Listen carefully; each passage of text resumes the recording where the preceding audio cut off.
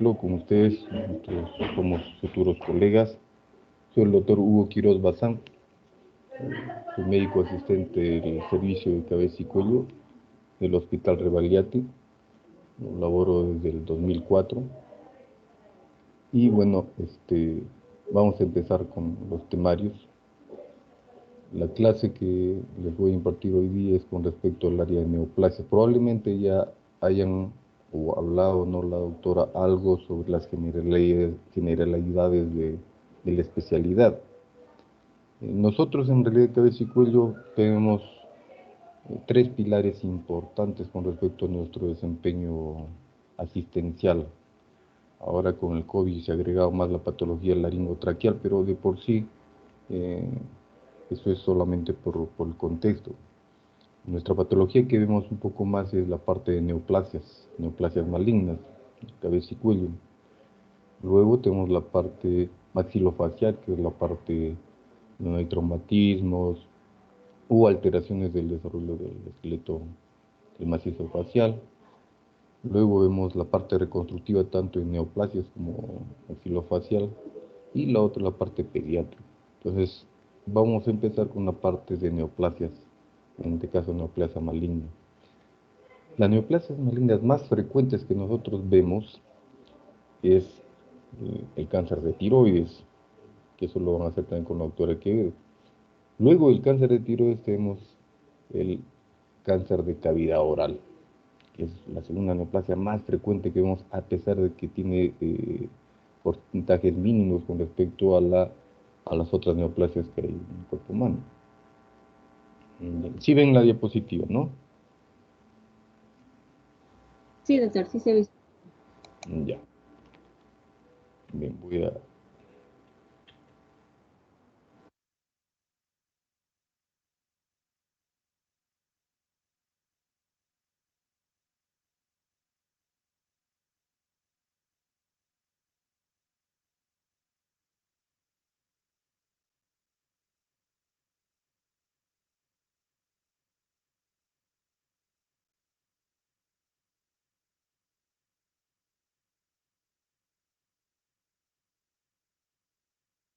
Doctor, no se le escucha.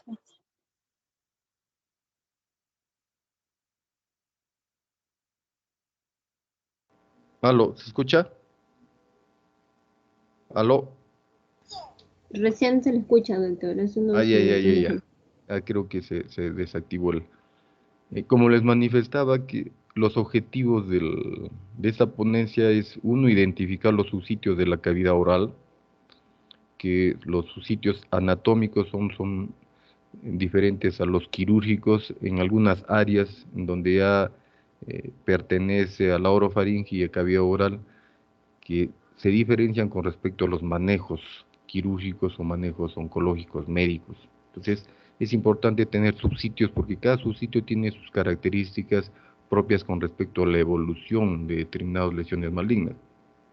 Entonces, un objetivo es diferenciar qué lesiones pueden a la larga causar una neoplasia maligna, ¿no? Diferenciar las lesiones premalignas y luego definir factores de riesgo y algún adecuado manejo con respecto a este tema.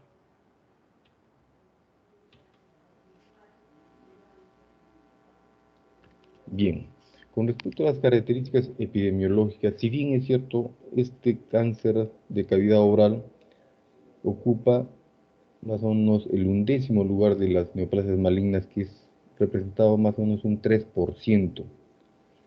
Es bajo el porcentaje, pero en nuestra área de cabeza y cuello vemos bastantes pacientes con cáncer de cavidad oral. Más aún en este contexto que hemos tenido de COVID, donde ha disminuido bastante la atención, tanto por consulta, tanto por algún manejo y tanto por sala de operaciones, las neoplasias malignas están ahí. En esto no podemos solucionar de tal manera que avanzan y cada vez los casos son un poco más avanzados. Sigue representando la sexta causa de muerte a nivel mundial. Por género es más frecuente en varones que en mujeres. Si bien es cierto, es raro este tipo de neoplasia, pero es bien importante con respecto a su morbo y mortalidad, tanto por el manejo que se hace, o por la misma secuencia, la misma evolución de la enfermedad. Cada año hay un aumento de la incidencia de casos. Igual la diferencia entre varones y mujeres está aumentando también la incidencia en mujeres. Se asocia el consumo de tabaco y alcohol, hay reportes que vamos a ver también en la otra diapositiva, más frecuente o afecta a adultos varones de 60 años. Se ve lo que es más frecuente. Sin embargo, nosotros tenemos casos de pacientes jóvenes, pacientes de 40 años, 50 años, donde desarrollan lesiones premalignas, no se detectan a tiempo y desarrollan neoplasmas que a veces son más agresivas. Hay una diversidad de entidades clínicas, de por sí pueden ser lesiones ulceradas, hasta lesiones tumorales. Más frecuente a nivel mundial se da en Francia, más frecuente en varones, y en mujeres más frecuentes en la India, por el consumo del tabaco, pero vía oral, ¿no? Cuando mastican. La anatomía. Es importante tener en cuenta que la anatomía quirúrgica es un poco diferente con la anatomía descriptiva tradicional que nos enseñan en segundo año en morfología,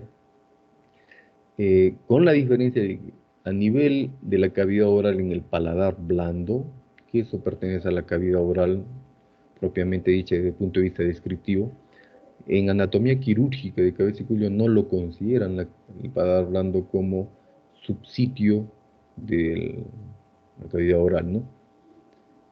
Tampoco el área amigdaliana o la fosa amigdaliana, tampoco compartimiento amigdaliano tampoco es considerado.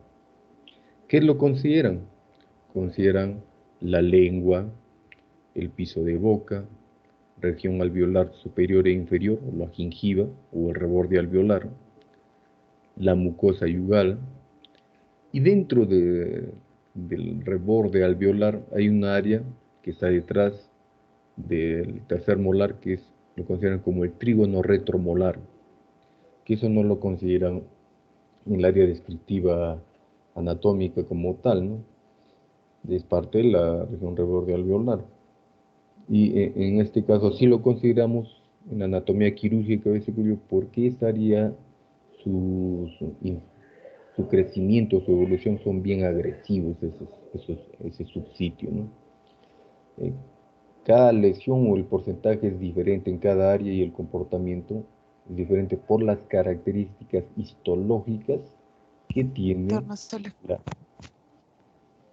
¿Aló? ¿Sí me escucha?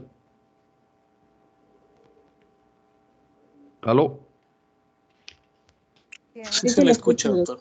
Porque me dijeron que no lo escuchaba.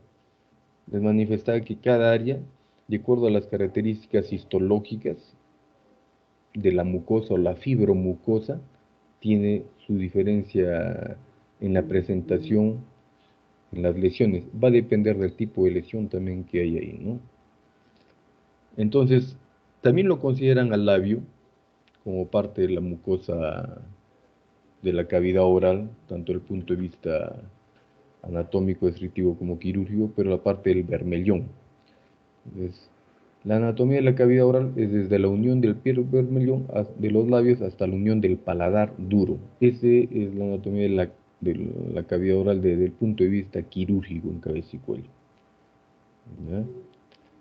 Con respecto a manifestar la incidencia de cada subsitio, a nivel mundial se ve estos porcentajes que a nivel acá en el Perú local también es parecido el porcentaje. Tenemos mayor porcentaje a nivel de la lengua, luego le sigue el piso de boca y va disminuyendo hasta ser menos porcentaje en la mucosa oral. Entre la mucosa oral y paladar ahí están, ¿no? Sin embargo, a veces podemos tener rachas donde aparecen pacientes con cánceres en mucosa o en el paladar, como hemos tenido el año pasado, creo les voy a presentar el caso. Pero siempre es más frecuente en la lengua. Y dentro de la lengua tenemos subsitios también, el área de la lengua en donde se ve más frecuente las lesiones es el borde lateral de la lengua. Es importante saber que la formación de la neoplasia maligna de por sí se basa en una evasión de la apoptosis y los signos inhibitorios se pierden y se produce toda una proliferación autónoma en angiogénesis. Este mecanismo de formación de la neoplasia maligna es en general, se producen todo tipo de neoplasias malignas, que es igual en la cavidad oral. Lo que sí va a ser diferente con respecto a otras neoplasias son los factores de riesgo. Entonces, ya manifestaba anteriormente que se asocia al tabaco y alcohol, pero si ustedes ven acá, el riesgo que tiene una persona eh, que consume tabaco con respecto a la que no consume es 7 veces más y el alcohol es 6 veces. Sin embargo, los dos factores unidos es 34 veces más de riesgo a los pacientes que no consumen el tabaco y el alcohol. Entonces, estos factores son importantes. Sin embargo, vemos en pacientes mujeres o en pacientes mayores en donde no consumen tabaco y si consumieron fue hace muchos años, no consumen alcohol. Entonces ahí viene ya la parte de la susceptibilidad genética, ¿no? La alteración. Vienen ya con un factor de predisposición. Eso aunado y a la alteración en el proceso reparativo, regenerativo que se tiene cuando se producen algunas lesiones tipo mordeduras, tipo cuando hay curaciones dentales o el uso de la prótesis en forma crónica donde la misma prótesis ya es un factor de riesgo de irritación crónica, en donde por la edad ya el proceso reparativo no es el mismo y se genera todo este mecanismo de producción de los factores inhibitorios disminuyen la apoptosis nuclear. Se asocia a infección viral, esto es sobre todo, se considera en la orofaringe, tanto así que este es, sobre todo el PBH, el PBD16, ya está reportado como un protocolo de manejo en cáncer de orofaringe. Los oncólogos, esto no es quirúrgico, es para tratamiento médico oncológico, donde categorizan al paciente si es PBH positivo o no. Eso va a influir también en su pronóstico.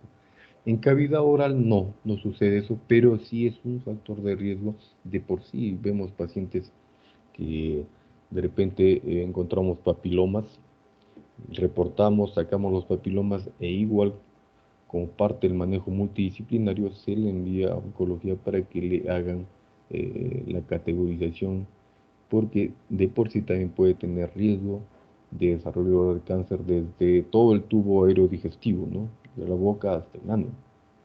Tiene ese riesgo de desarrollar lo que llamamos nosotros los cánceres metacrónicos. ¿Qué significa los cánceres metacrónicos? Es el cáncer que se da luego de haber ya dado un tratamiento específico en un foco tumoral, donde ya se considera que no hay persistencia o recibe la enfermedad y aparece otro en otro sitio, metacrónico. Bien, con respecto a las lesiones premalignas, entonces es importante tener en cuenta que la detección de las lesiones premalignas nos va a evitar todo este proceso de formación de cáncer y obviamente eh, todo este proceso de morbimortalidad que implica estos casos. Esta detección de las lesiones premalignas lo puede realizar un médico general, un especialista en cirugía, un cirujano de cabeza y cuello, obviamente. Entonces, de aquí la importancia de detectar estas lesiones premalignas. A veces estos pacientes vienen ya vistos por tanto colegas médicos como colegas odontólogos, ¿no? Que se hacen curaciones y están pensando que es un proceso inflamatorio de la encía y cuando ya empieza a crecer desmesuradamente recién se le hace el estudio diagnóstico y obviamente el paciente cambió de estadio. Pues, dentro de las lesiones premalignas, las más importantes es la leucoplasia y la eritoplasia. La leucoplasia, como su propio nombre lo dice, es una lesión blanquecina que no desaparece con un raspado cuando uno usa una gasa o lo trata de limpiar o el cepillo. Persiste esta lesión que puede ser un poquito más endurecida.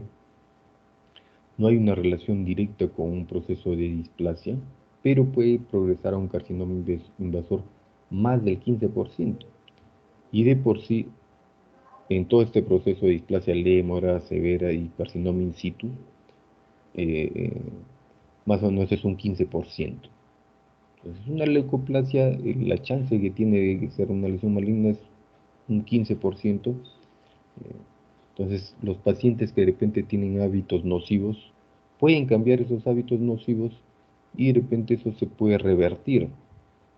Es importante tener en cuenta que tanto al paciente, si es que se le detecta y se lo envía para hacer una biopsia para descartar algún proceso ya displásico inicial, hacerle entender que tiene que cambiar los hábitos nocivos si es que está en un grupo etario donde está usando, ¿no?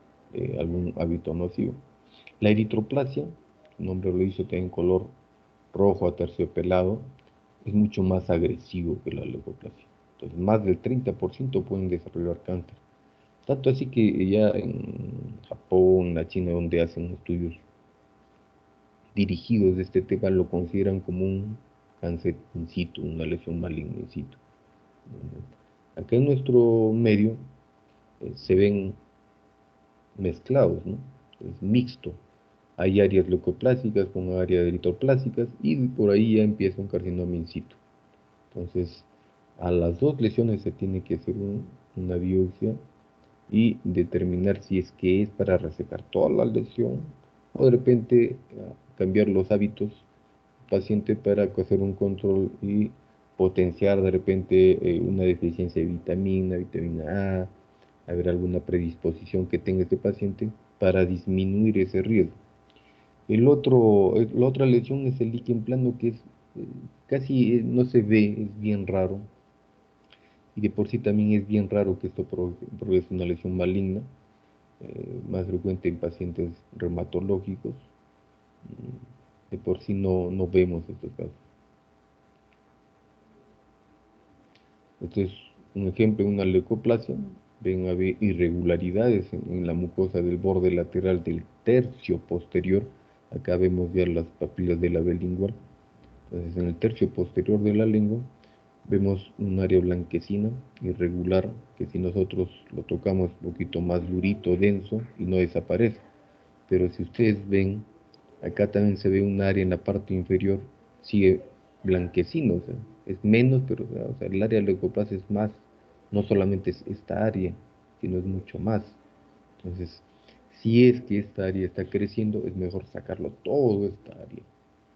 De por sí se puede hacer primero una biopsia y luego plantear ya la cirugía, que obviamente no es una cirugía como un cáncer, ¿no?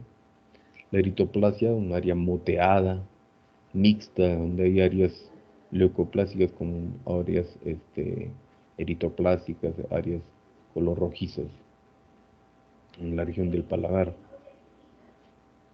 Con respecto a la histopatología, entonces vemos que el 90% es de origen epitelial, es el carcinoma epidermoide o el cáncer epitelial o el carcinoma escamoso, ¿no?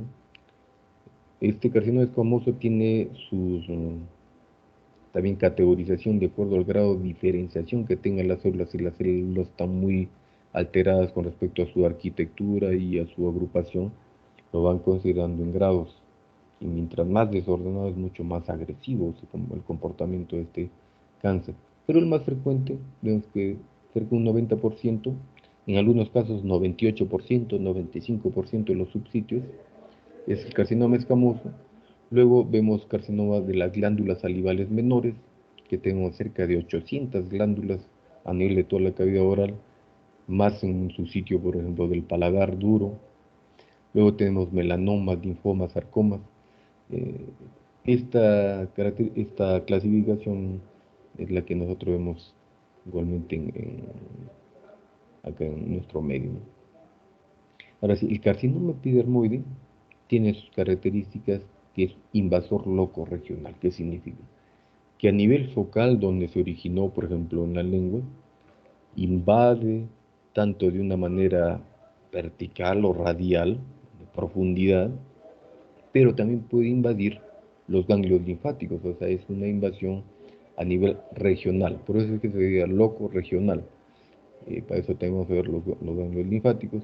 Y son lesiones, las lesiones exofíticas son menos comunes, más frecuentes son lesiones ulcerativas, son úlceras, son heridas que es de crecimiento en profundidad e infiltrativas. Pero se pueden presentar las dos, ¿no? Ser exofítico e infiltrativa. Como nosotros nos damos cuenta cuando hacemos el examen clínico, vemos que de repente es una lesión pequeña, pero cuando palpamos con los pulpejos de los dedos, vemos que ya hay un tumor endurecido más profundo.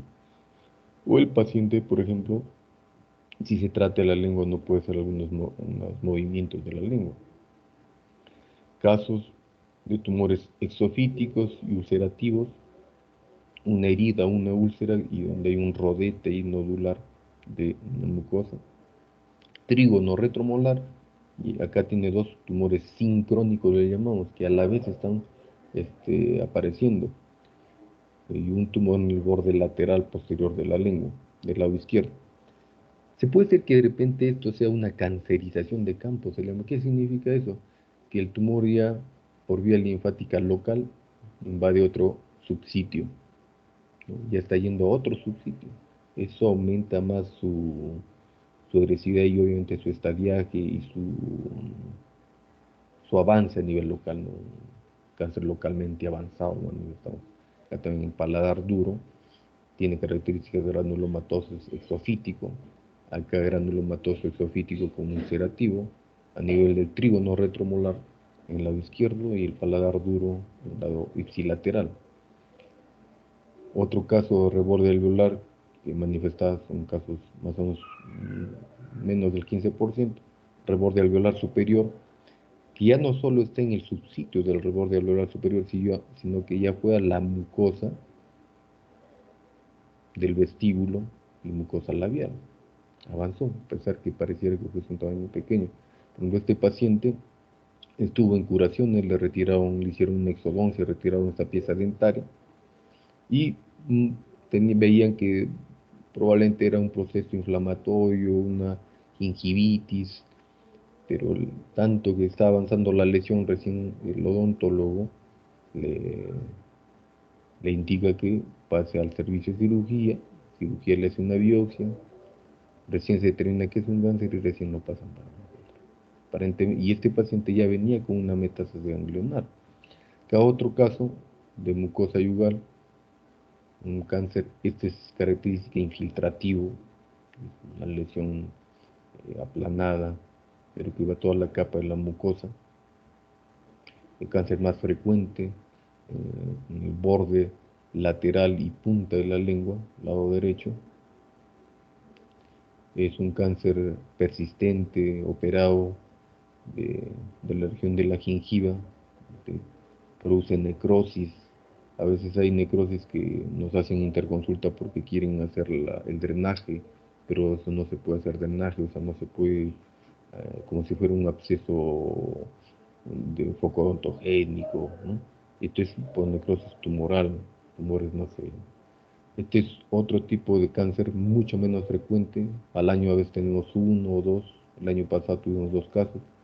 Este caso fue un melanoma de la mucosa del, del labio extenso. Melanoma de mucosa a nivel del paladar. Igual en el paladar, las características que vemos es mixto, negruzco, con un poquito ahí de grisáceo, áreas con satelitosis, o sea, hay áreas pequeñas redondeadas. El diagnóstico debería ser fácil y en estadios tempranos. ¿A qué me refiero con esto? De que desde el punto de vista clínico solamente se puede hacer un diagnóstico. El diagnóstico tendría que ser desde una lesión premaligna. Entonces, si vemos que un paciente, de por sí los pacientes se detectan, ¿no?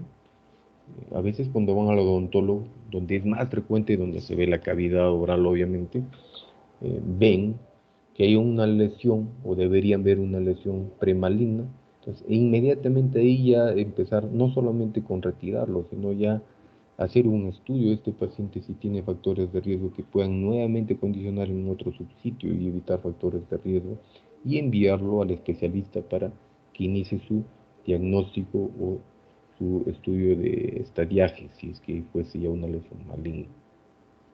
Pero de por sí, como médico general, si es que un paciente tiene una herida que se hace en la cavidad oral y esa herida persiste durante 2 semanas, con probablemente aumento de del crecimiento o aumento de los síntomas, este paciente tiene que tener una biopsia, como mínimo al hacer un estudio anatomopatológico. Se saca un pedacito y se ve el tejido y se descarta. Caso que fuese una lesión benigna, pero uno sigue pensando que puede haber algún riesgo, tiene que mandarlo, derivarlo al especialista para que nosotros hagamos nuevamente un despistaje o hacer un control. El estudio semiológico es vital. Hemos visto que estas características de estas lesiones son a nivel una invasión locorregional. ¿Qué significa eso? Que tanto local como a nivel de ganglios puede haber eh, evidencia de enfermedad. Entonces, si nosotros solamente vamos a observar la cavidad oral, no vamos a hacer un completo estudio semiológico.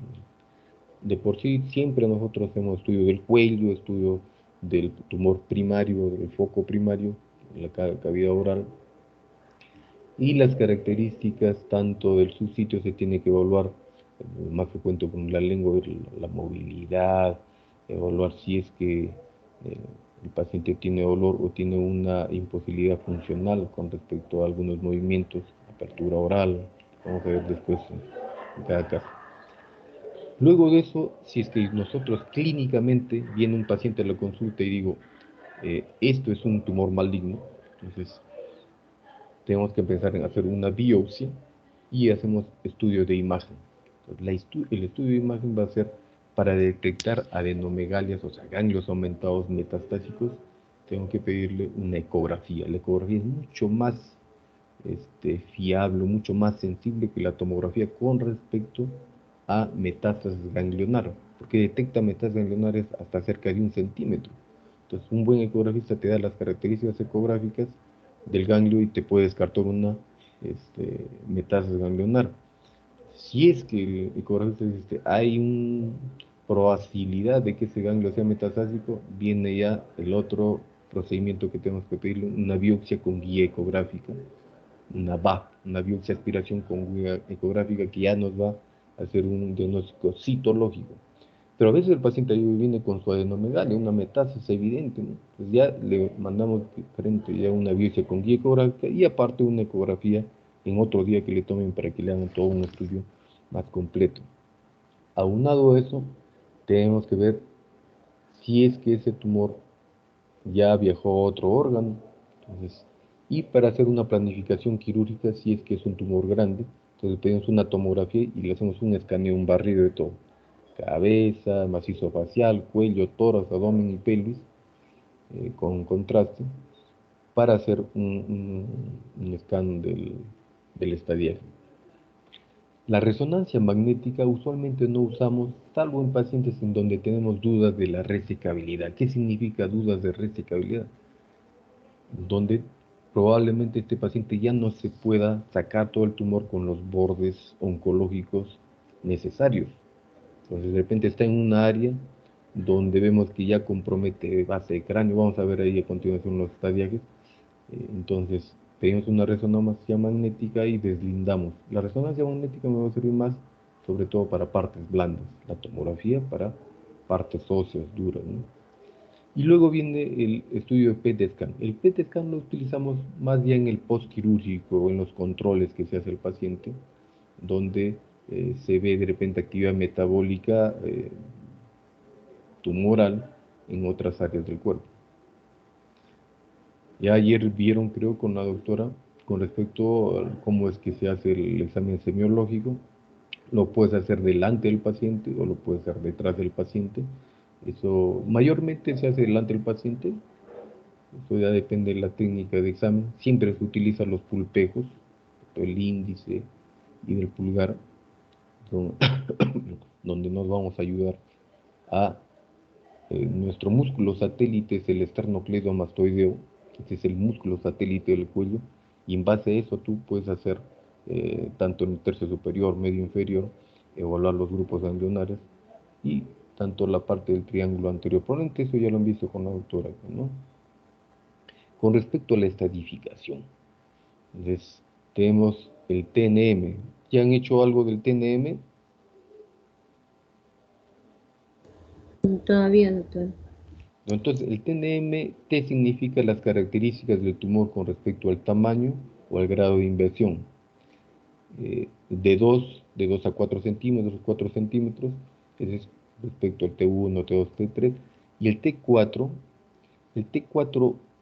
el T4D es considerado para nosotros irresecable. O sea que ya este paciente no lo vamos a operar. Entonces, pasa para un manejo paliativo o con oncología y radioterapia, o de por sí no se le brinda ningún manejo, solamente medidas paliativas, ¿no? ¿Cuándo es? Cuando invade el espacio masticatorio. El espacio masticatorio es un espacio que comprende detrás de la mandíbula, entre los músculos pterigoideos. Base de cráneo, cuando ya estamos cerca de los huesos de la base de cráneo propiamente dicha, o cuando ya queda la carótida intral. Luego que invada todas estas estructuras como el hueso, el tejido blando, seno maxilar, piel, es considerado todavía resecable. El N es con respecto a la presencia de ganglio, si hay un ganglio, si es mayor o menor de 3 centímetros, si es que hay un ganglio de 3 a 6 centímetros o más de un ganglio, y si hay ganglios insilateral o contralateral, o mayor de 6 centímetros en N3. Esto de por sí, y el M es la metástasis a distancia, ¿no? Es más considerado para nuestra especialidad, ¿no? Los residentes que están haciendo la especialidad, sí les decimos que tienen que aprenderlo de memoria, todo eso. Para ustedes, como médico general, es importante que existan estas características del T, las características del tumor, el N, las características del ganglio, y el M, la metástasis a distancia. Y de acuerdo a eso se ve estadios clínicos, etapa 1, 2, 3 y 4. Como les manifestaba, la etapa 4A, esa es la última etapa para nosotros con chance quirúrgico. El estadio 4B ya no lo operamos, no es resecable, y el estadio 4C obviamente es cuando hay metástasis a distancia. La clasificación última que nosotros tenemos, les digo así ya como parte de nuestra área misma, es que a este TNM, al tumor, se le agregó una categoría más, que es la invasión a nivel de la profundidad. Entonces, eso varió importantemente con respecto al T. No solamente ya es el tamaño, sino la profundidad de la invasión. ¿Por qué? Porque esto se relacionó que ya se sabía desde mucho más antes, pero no se lo incluía dentro del estadiaje hasta que ya en una reunión de la HIMNOX, que es una reunión a nivel mundial, se consideró importante porque mientras más invade, así sea un tumor de 2 centímetros, pero tiene una invasión cerca de 1 centímetro, hay mucho más riesgo de invadir a nivel de ganglio o de producir recidivas locales, y ya se ha comprobado. Entonces, eh, igual el T4 sí tiene las mismas características que le he mencionado con respecto a que sea resecable y resecable el T4A, T4B, solo que se asocia a que más de 1 centímetro de invasión con respecto a la profundidad de la lesión tumoral. Igual en la metástasis ganglionar se agregó otra categoría, que es con respecto a que este ganglio invada o no la cápsula ganglionar. Si el tumor ya se salió de su confín del ganglio, pasa también a ser más agresivo y lo considera mucho más agresivo.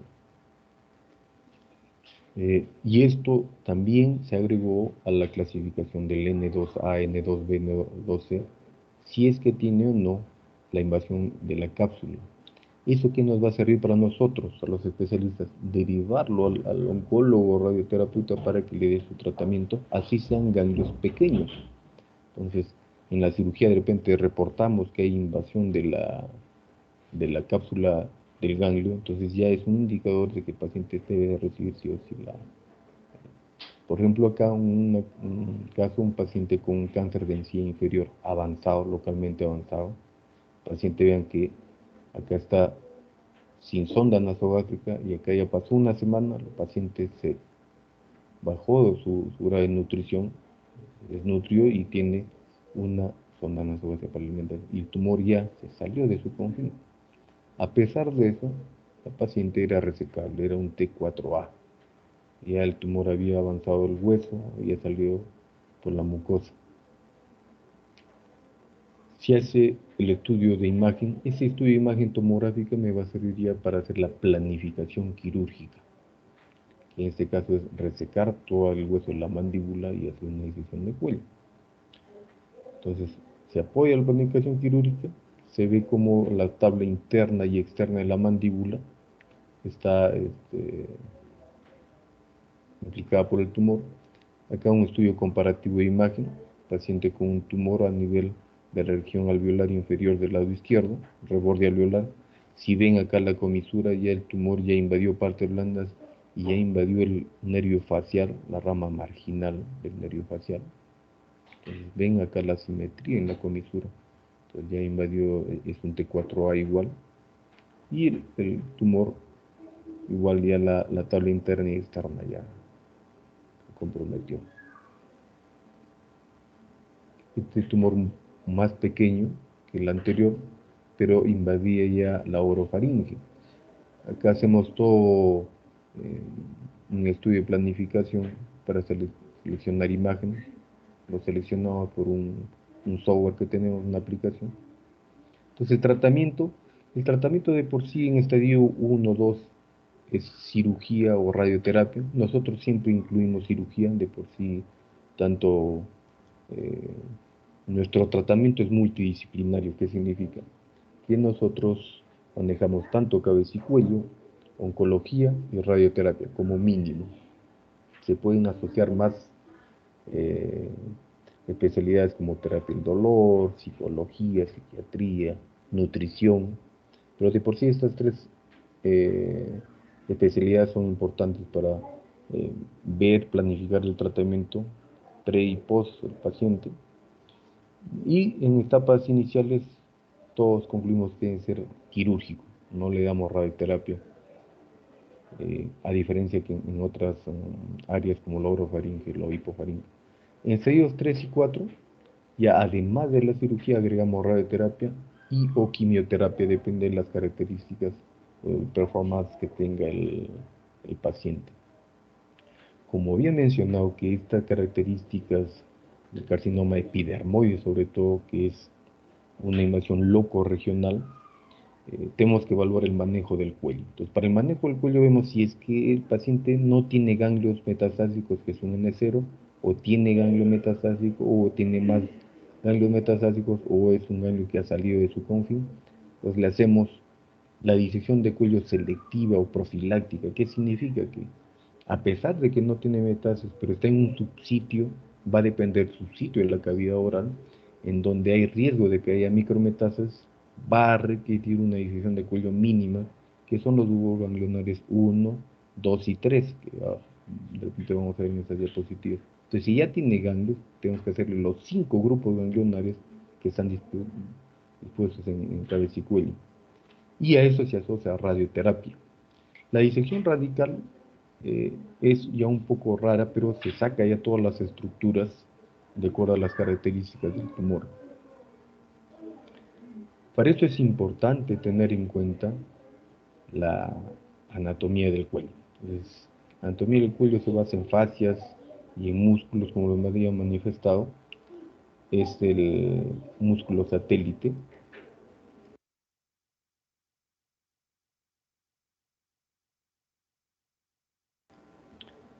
Como había manifestado acá, que el esternocleidomastoideo es un músculo satélite, y en base a eso va a ser la distribución de los ganglios en grupos ganglionares.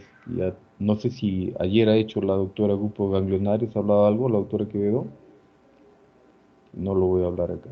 No, doctor. No, doctor. Los planos anatómicos es un recordario de la anatomía de por sí, la yugular externa, este es el plexo cervical superficial, Siempre el gran auricular lo tratamos de preservar porque eso va a dar inervación del oído y la oreja. Y luego preservamos el nervio espinal, que es importante para nosotros. Más profundo ya nos basamos ya separando el esternocleidomastoideo en la vena yugular interna. Acá existen tres grupos ganglionarios, grupo 2, grupo 3 y 4.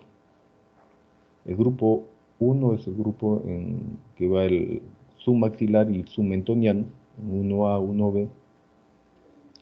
Acá tenemos que preservar el nervio hipogloso, el nervio vago, el plexo braquial, el plexo cervical profundo y el nervio frénico. Este es otro, para que tengan un recordario de la anatomía. El sistema linfático. Entonces, en base a eso es lo que vamos a evaluar los grupos ganglionarios. Son un sistema linfático cérvico-facial, superficial y profundo. Entonces, en las disecciones de cuello hacemos las disecciones profundas. El grupo pericervical, occipital, mastoideo y parotidio. Tenemos el grupo submaxilar, submentoniano. Entonces, lo que vemos es el grupo submaxilar y submentoniano, el número de ganglios que debemos tener en cuenta y la disposición. ¿Y qué áreas drenan en ese sitio? Esto es recordarios de anatomía que nos hacen en morfología, pero para los recientes sí es importante tener en cuenta a qué área drenan para tener en cuenta qué es lo que tenemos que resecar y cuál es más importante, ¿no? De la cadena yugular externa no nos interesa porque ahí no hay drenaje, yugular anterior tampoco. En cambio, en la cervical profunda sí. Entonces, en esa tenemos la yugular interna que manifestada, la cadena espinal y cervical transversa. Esta cadena yugular interna también se divide, nivel 1, 2 y 3, que para nosotros es el grupo 2, 3 y 4, como había mencionado. La cadena espinal también hacemos la disección en base al nervio espinal, y la cadena cervical transversa en base a la arteria cervical transversa. El grupo cervical profundo yuxtavisceral no lo hacemos como tal, salvo en el área de tiroides o en la laringe, que te lo van a ver con la doctora. Pretraquial y recurrencial también con la doctora en tiroides. Entonces, miren, acá es un resumen más o menos para tener en cuenta los ganglios, qué áreas de la anatomía van a drenar. Entonces, este ganglio grande que tenemos es el grupo 2. En este caso lo divide en 2A, 2B en base al nervio espinal. Acá drena cavidad oral, orofaringe, nasofaringe. Entonces, este es nuestro grupo importante que nosotros tenemos que disecar. Entonces, el grupo 1 es el submentoniano 1A, submaxilar grupo 1B. El grupo 2 es el grupo de la cadena yugular interna profunda superior, que le dividen en 2A y 2B. Por acá baja el músculo homoyoideo, y ese es el grupo 3, y debajo del homoyoideo es el grupo 4.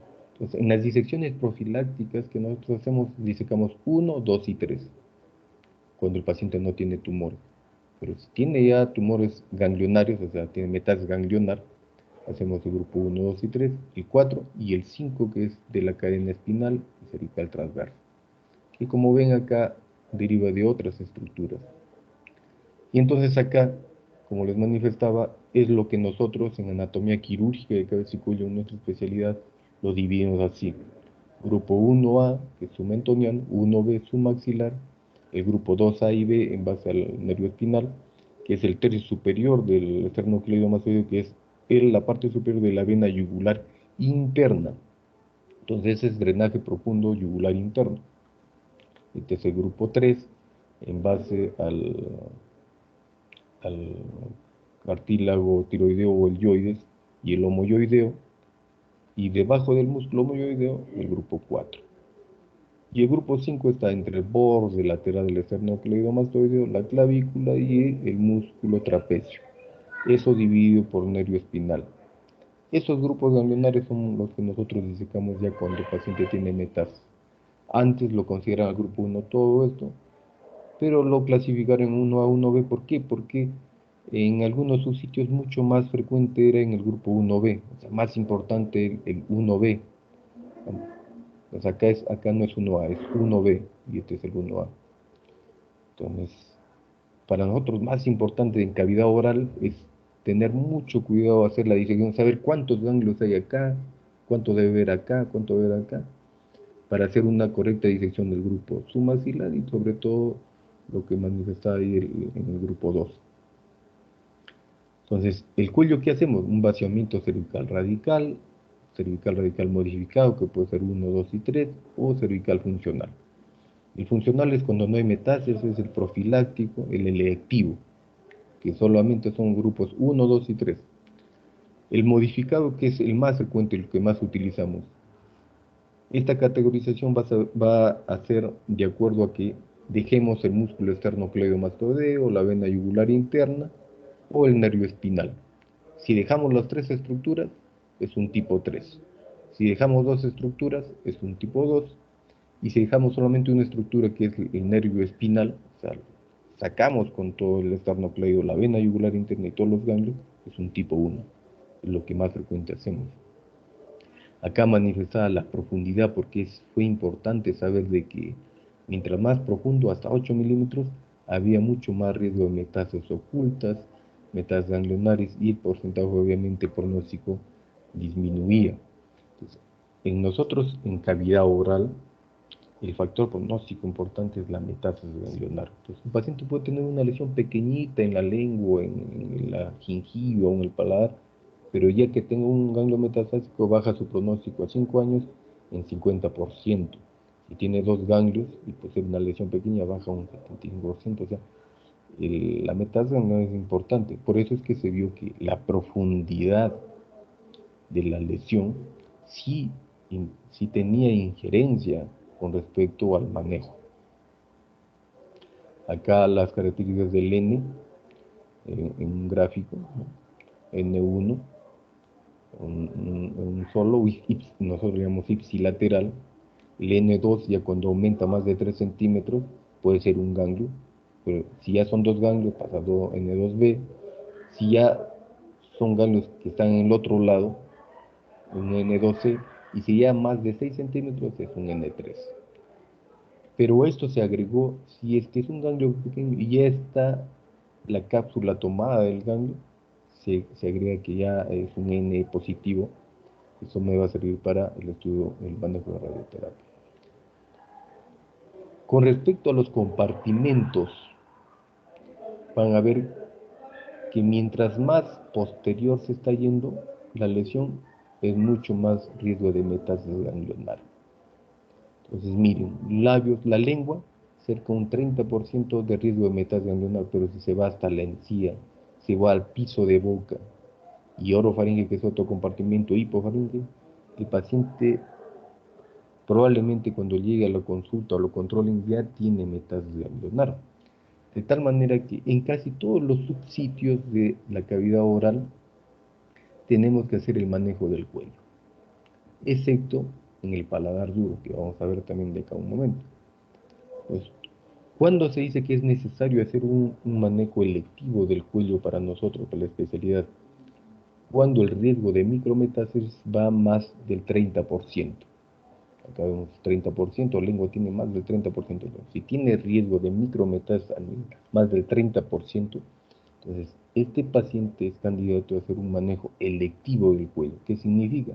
Que le vamos a hacer una disección del grupo 1, 2 y 3. Así no tenga probado que haya una metástasis ganglionar. Por este riesgo que ya había manifestado de la profundidad de la lesión puede haber eso. Entonces, vamos a ver algunos casos con respecto al subsitio de la cavidad oral. Entonces, el reborde alveolar y trígono retromolar. Dentro del área del reborde alveolar tenemos el subsitio del trígono retromolar, que es bien agresivo con respecto a su avance local, sobre todo. Entonces, como la fibromucosa pues es milímetros que llega ya al hueso, el riesgo de invasión a nivel de la cortical externa del hueso es alto. Entonces, representa un 10% de los cánceres de la cavidad oral, más frecuente es en varones. Casi la totalidad, el 95-98% es un carcinoma epidermoide. Es bien raro que nosotros veamos otro tipo de cánceres o de glándulas salivales menores. más del 58% de destrucción ósea, como les decía. Es un paciente de por sí ya que viene con un tumor en gingiva inferior, sin hacer tanto estudio tomográfico, ya sabemos que este paciente probablemente es un T4A, o sea, ya invadió el hueso y ya está metido en el hueso. Lo que tenemos que ver es qué tan invadido está el hueso. El paciente viene con dolor al masticar. Muchos pacientes pueden demorar a la consulta o a la emergencia porque si les duele a masticar de un lado, pueden masticar con el otro y así van aguantando, ¿no? Pueden haber sangrados intermitentes. Es característico que empiecen a perder los dientes, ¿no? El paciente entonces el odontólogo dice, bueno, hay que retirarle el diente entonces. Y es una gingivitis o hay alguna alteración de la prótesis y a veces siguen con la prótesis y el tumor va ya creciendo y el problema es que no solamente crece exofíticamente, sino que es infiltrativo, se va metiendo. Y no lo nota el paciente hasta que empieza con dolores o ya el tumor ya está saliendo de repente por una otra área que la piel, ¿no? Se puede confundir con gingivitis o periodontitis. Eso es lo más frecuente que nosotros vemos.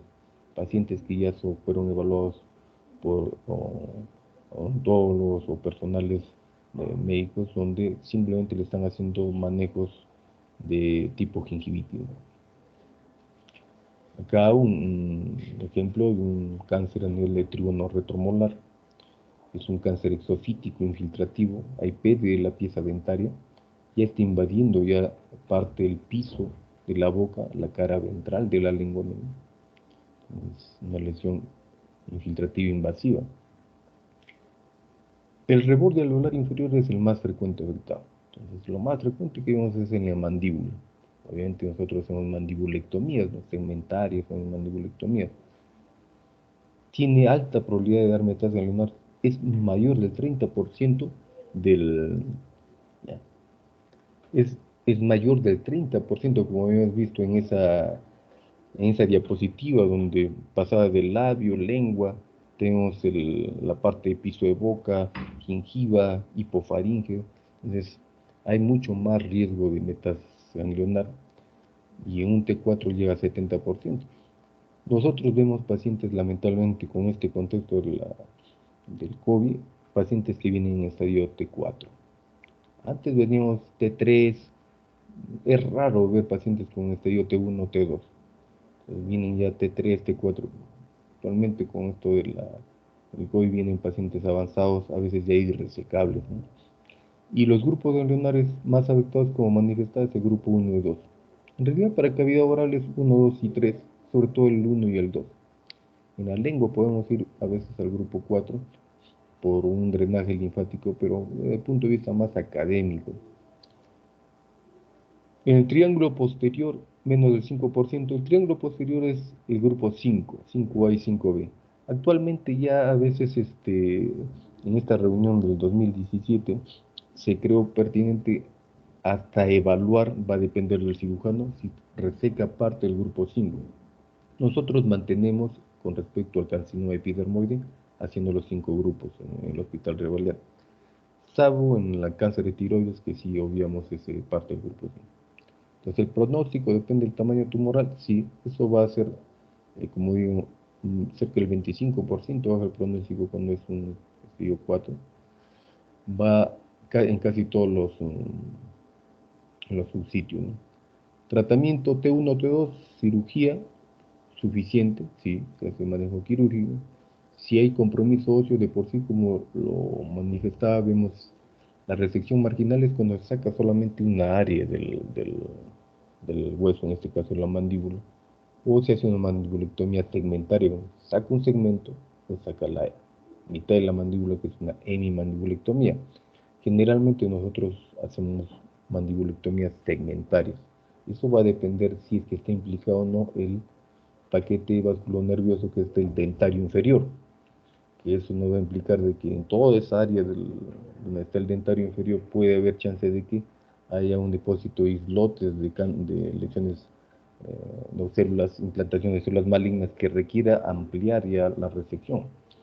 Y obviamente si el cuello es clínicamente negativo, se le puede realizar una disección suprahomoyoidea, es lo que se llama la disección electiva del grupo 1, 2 y 3. Acá un caso, paciente donde una lesión a nivel en giro inferior. Se hizo una disección, acá es el músculo digástrico, el vientre anterior, vientre posterior, músculo miloideo, es el grupo 1B, acá no se ve el grupo 1A, acá la carótida, se ha retirado el esternocleidomastoideo se ha levantado, nervio frénico. Entonces, la pieza quirúrgica se hace una mandibulectomía segmentaria. En la enfermedad avanzada que es T3, T4, sí necesita ya un estudio multidisciplinario. Se hace desde segmentarias hasta hemimandibulectomías y tenemos que hacer reconstrucción de esa área porque queda un gran defecto en el área del tumor primario, ¿no? Y ahí entra ya la parte multidisciplinaria que tiene que evaluarlo el oncólogo y el radiooncólogo, ¿no? Radioterapeuta. Supervivencia, como nuevamente manifestaba, mientras más avanza el estadio, la supervivencia es más baja, ¿no? Entonces, 25% de supervivencia en estadios avanzados.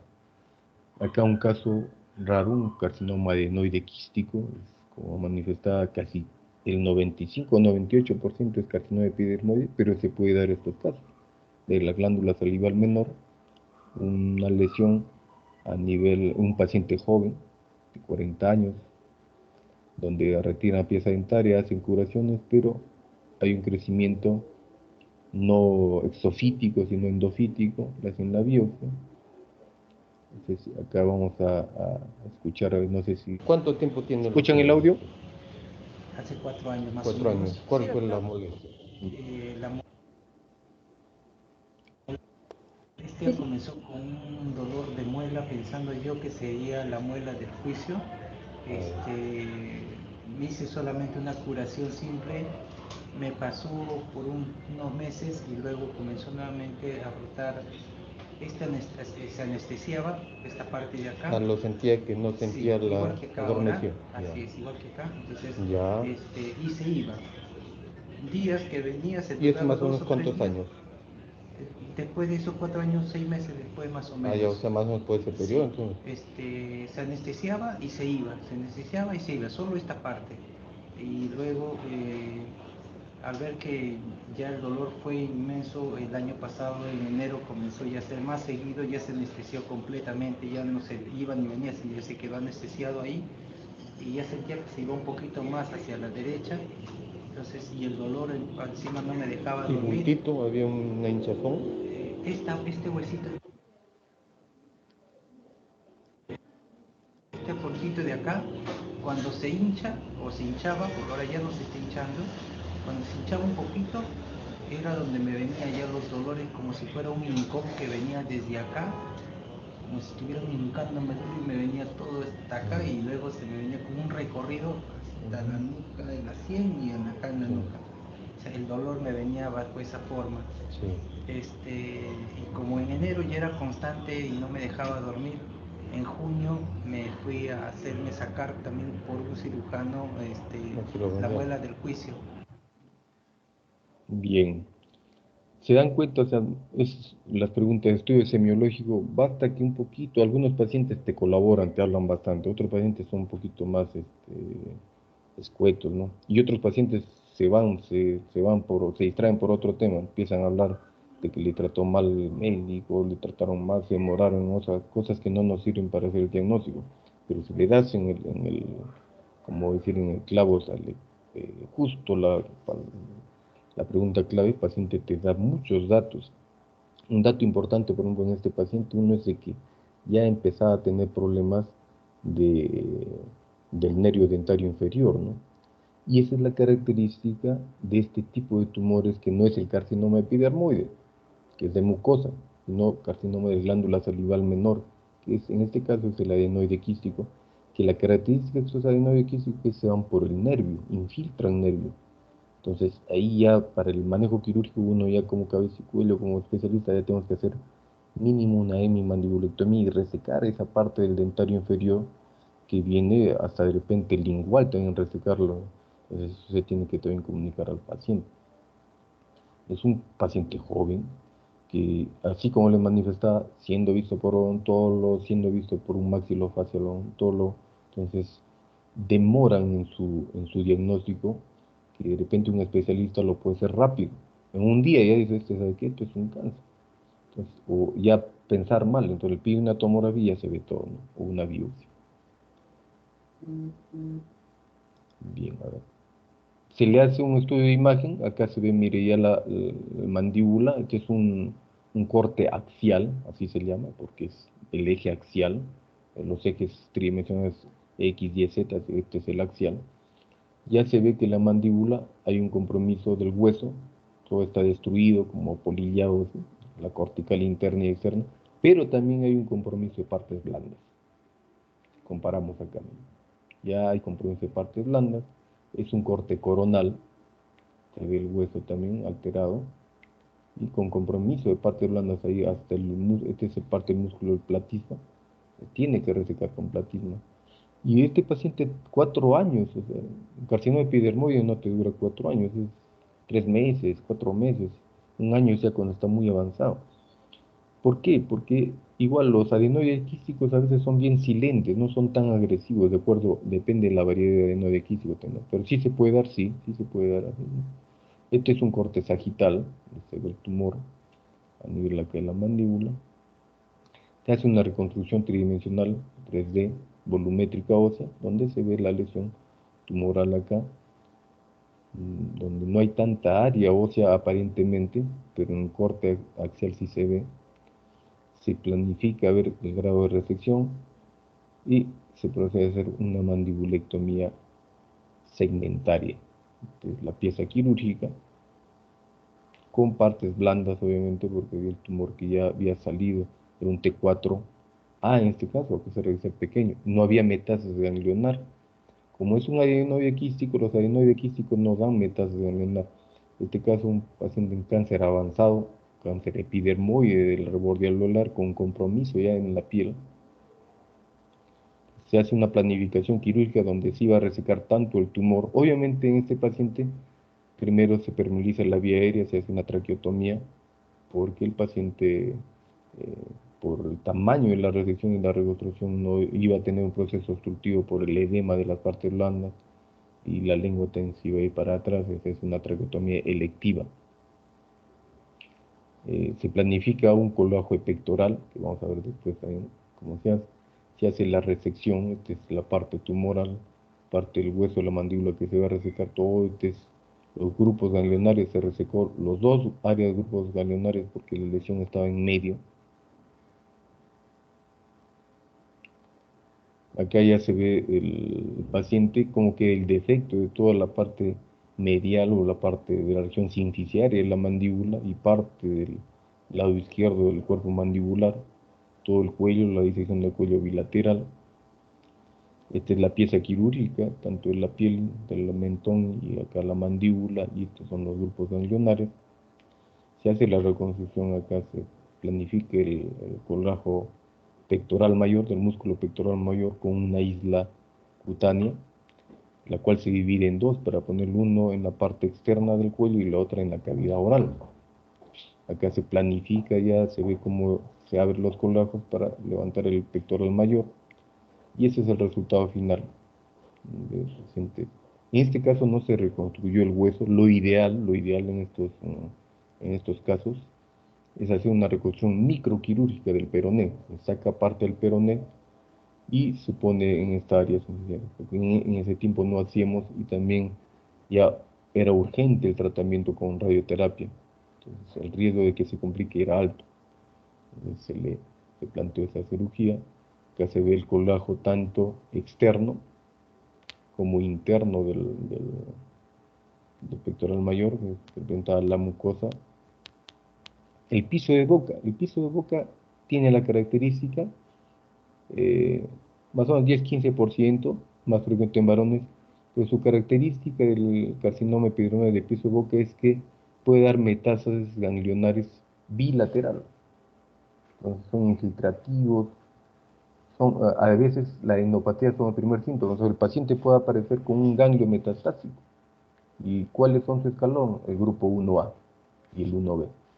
Entonces, son pacientes que dan bastante metástasis ganglionar por la cercanía que tienen. Ya tenemos un caso, un piso de boca. La metástasis a distancia es infrecuente, pero es mucho más frecuente la metástasis ganglionar, igual como la anterior.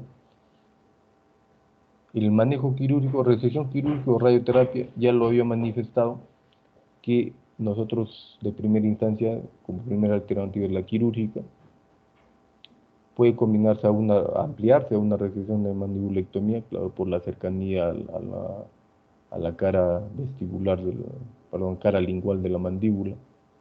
Puede incluir hasta glosectomías o mandibulectomías segmentarias. Las disecciones cervicales son consideradas necesarias. El paciente puede ser que no tenga metástasis ganglionar, pero tenemos que hacerlo sí o sí una disección de cuello y bilateral. Cuando el tumor cruza la línea media, se realiza disección bilateral.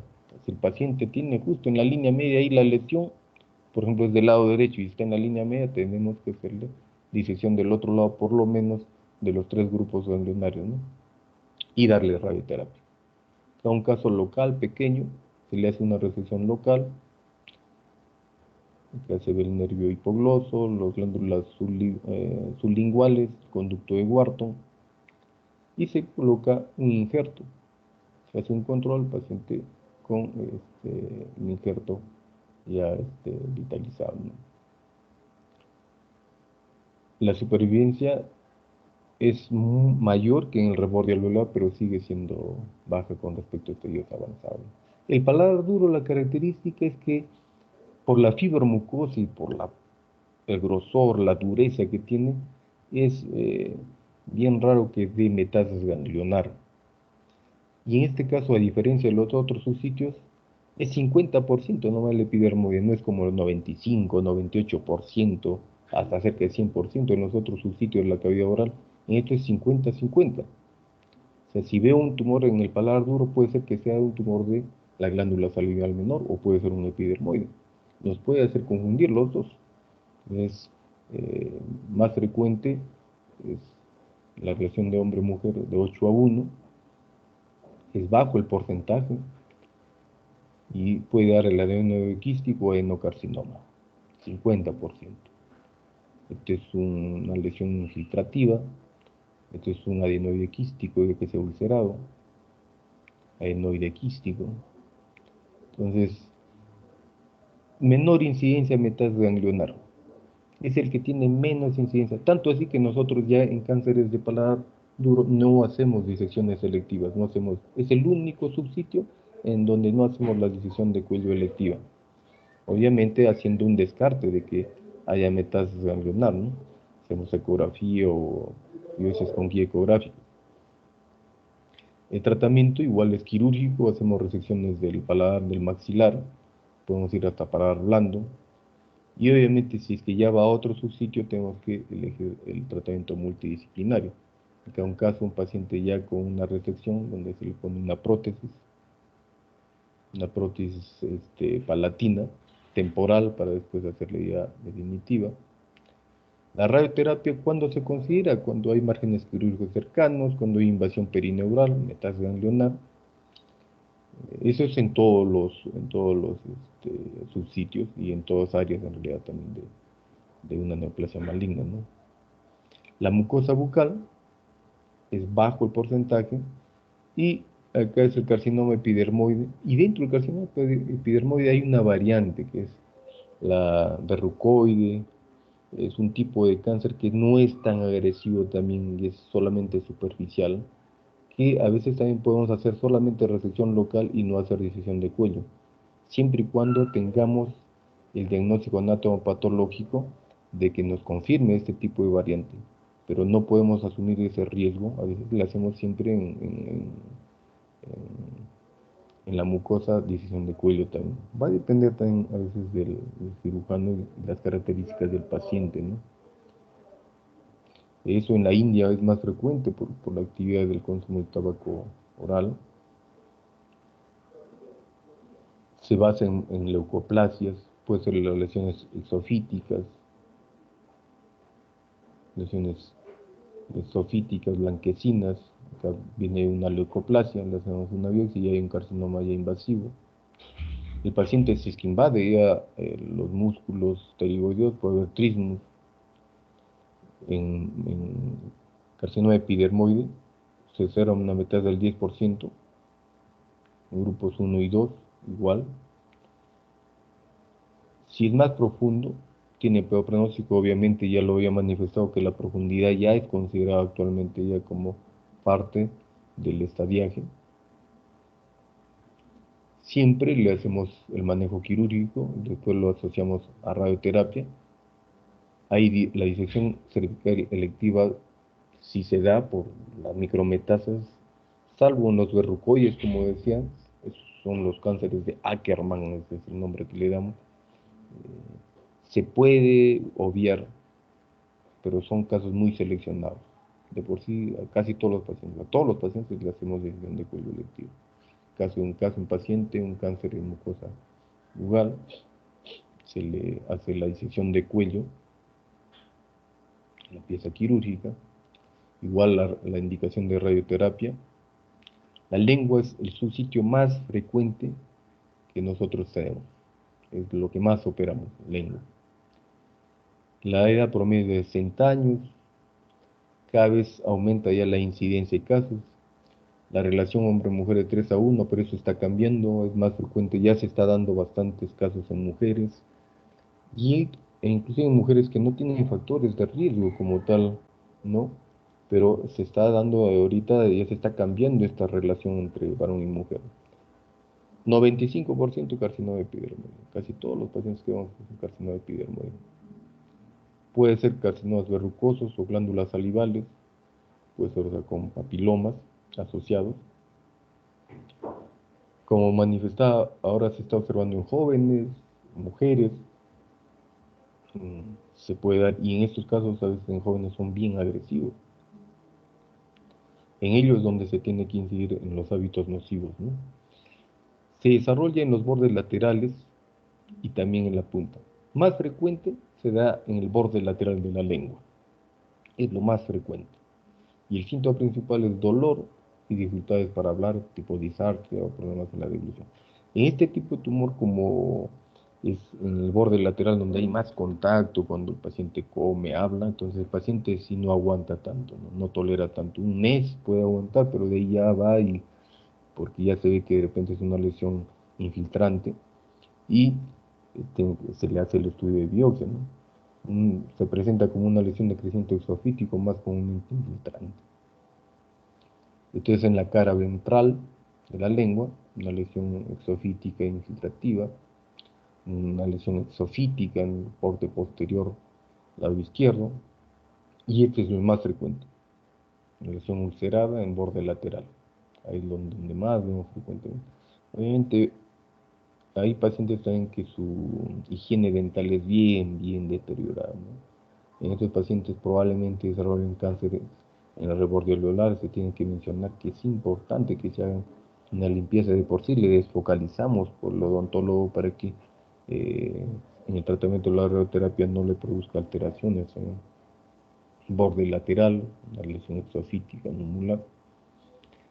La diseminación linfática, ganglios digástricos submaxilares, que es el grupo 1A, 1B.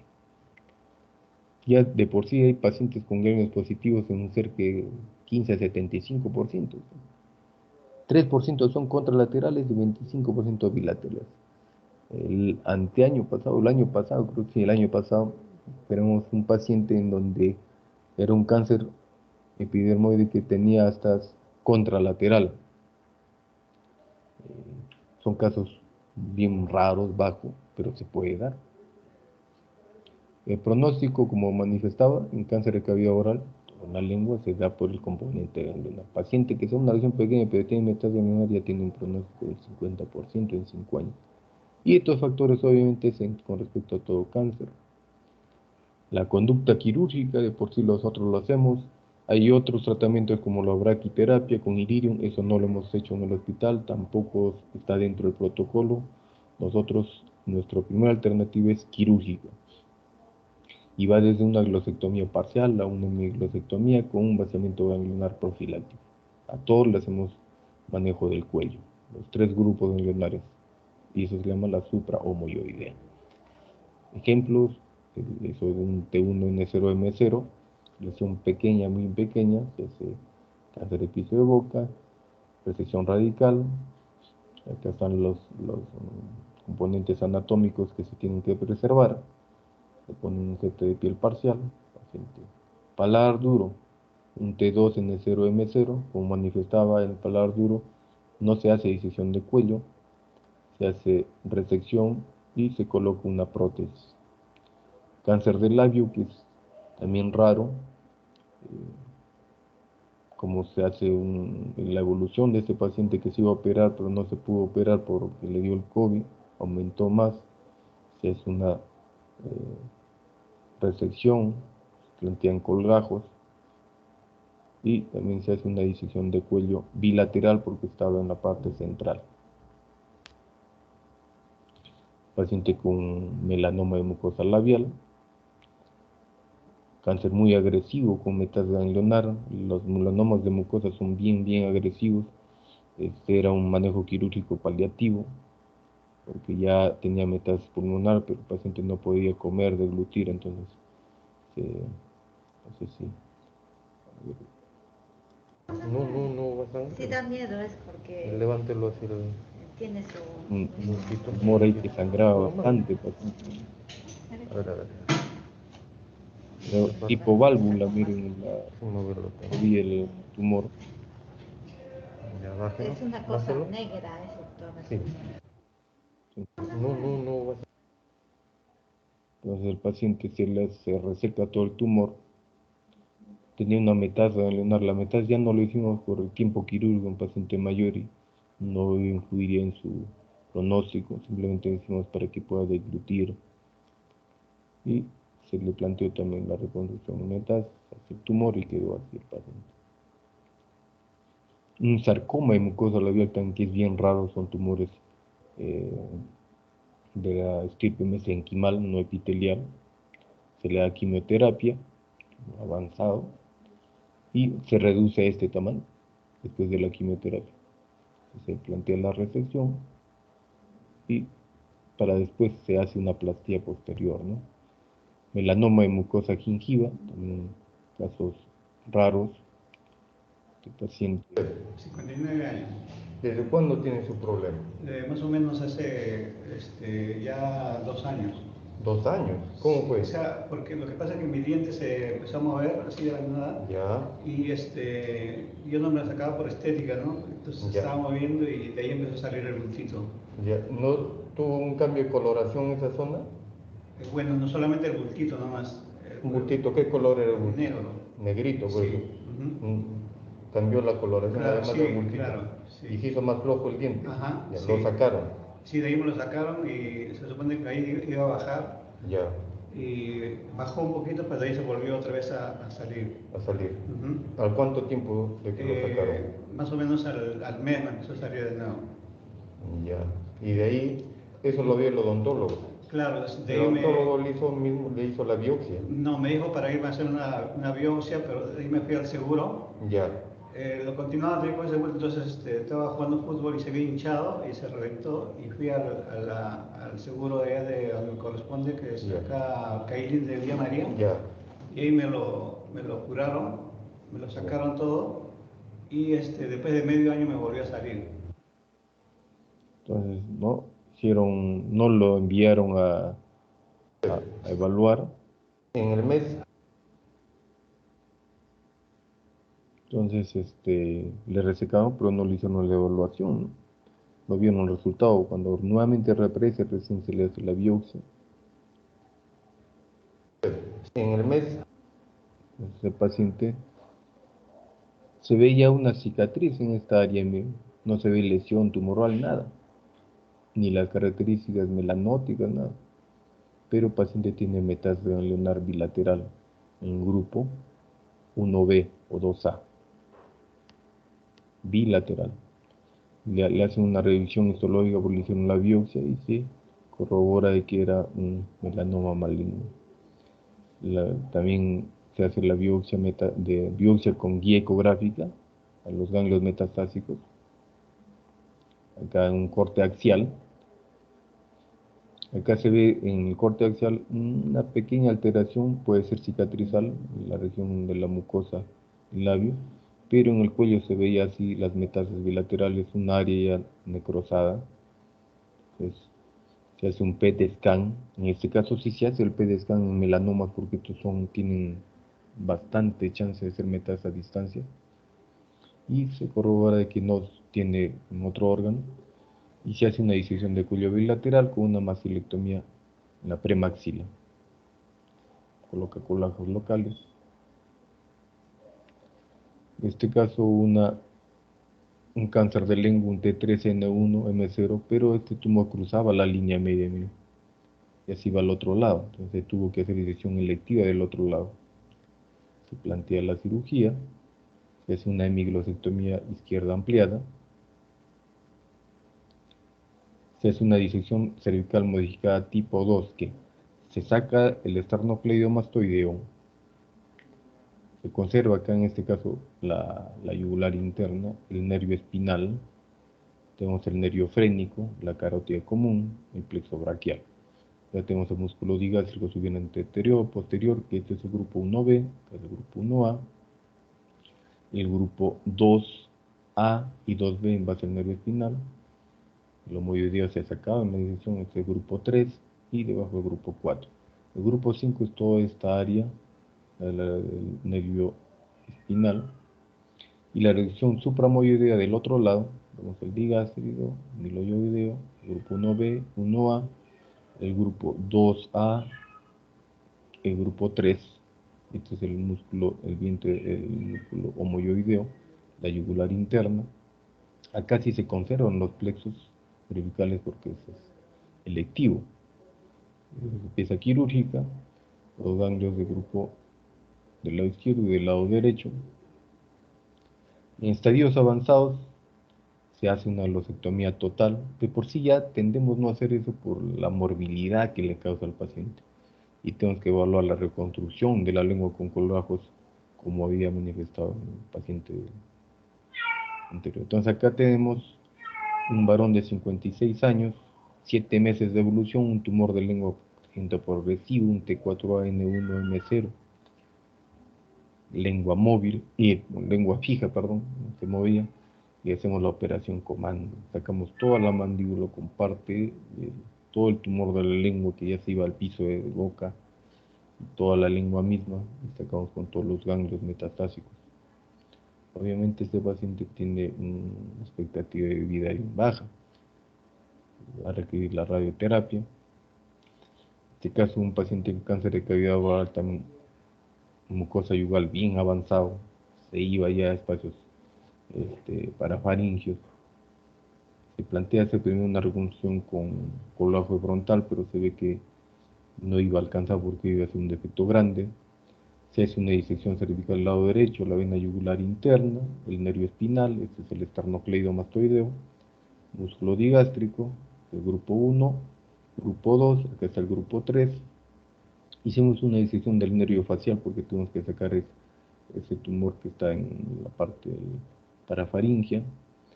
Se hace una resección de la mandíbula, porque el tumor está acá en la parte gingiva.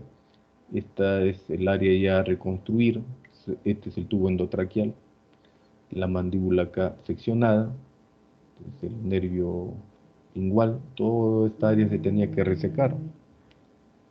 Entonces se plantea la reconstrucción con un colgajo pectoral. Y esos son los tipos de colgajo que existen.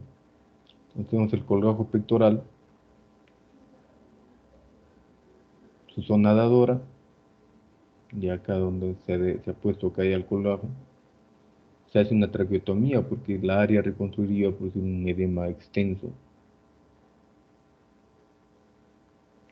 Se coloca el pectoral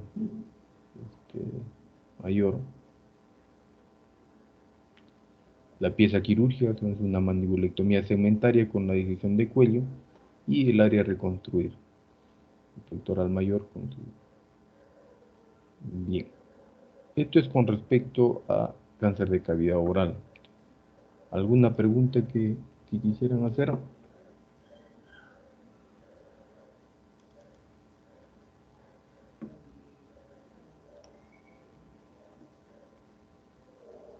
Aló.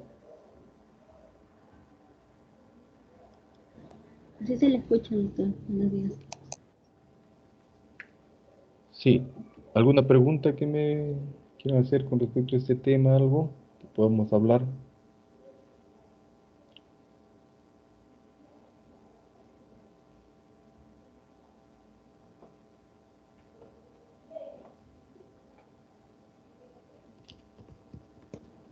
Doctor, disculpe, ¿podría hablar un poquito más del riesgo de metástasis ganglionar? Usted estaba explicando que... Ya, Por favor. ya. La lesión, lo ideal es cuando hacen la biopsia, los patólogos nos deben decir el grado de profundidad que tiene la lesión, porque mientras más profundo hay más riesgo de que haya micrometástasis, o sea que nosotros no lo podemos palpar, los ganglios metastásicos. En cavidad oral casi todos los subsitios van a dar micrometástasis, o sea, para nosotros debemos pensar que probablemente ya tenga metástasis ganglionar. Eh, ¿Y cómo nosotros detectamos con una ecografía? A veces ya es evidente, ¿no? Y eso va a depender de los subsitios, como refiero. Salvo o excepto en el paladar duro. En el paladar duro es bien raro que dé metástasis, pero se puede dar. He tenido casos en que en casos clínicos presentaba una paciente con cáncer en paladar duro, pero que ya fue a un subsitio de la mucosa y esto ya desarrolló a una metástasis ganglionar, ¿no? Entonces, mientras más avance el T, o sea, un T1 es raro, un T2 puede dar, depende del subsitio, por ejemplo, en piso de boca, un T2 sí puede dar micrometástasis ganglionar. Un T3, un T4 sí es, el riesgo de metástasis es mucho más alta. Y si la profundidad es más de 5 milímetros, es mucho más el riesgo de metástasis ganglionar.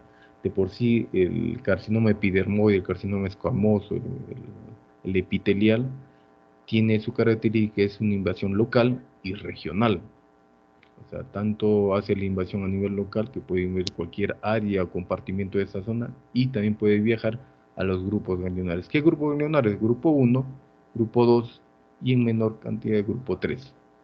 De tal manera que con nosotros pensamos hacer una disección electiva, profiláctica, donde no hemos detectado que hay un ganglio metastásico, pero por el riesgo lo retiramos los grupos 1, 2 y 3, que es el grupo submentoniano, submaxolar y el grupo de la yugular interna superior profundo.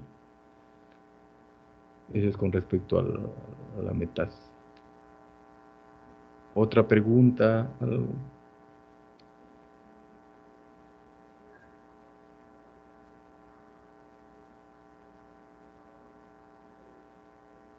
¿No más preguntas?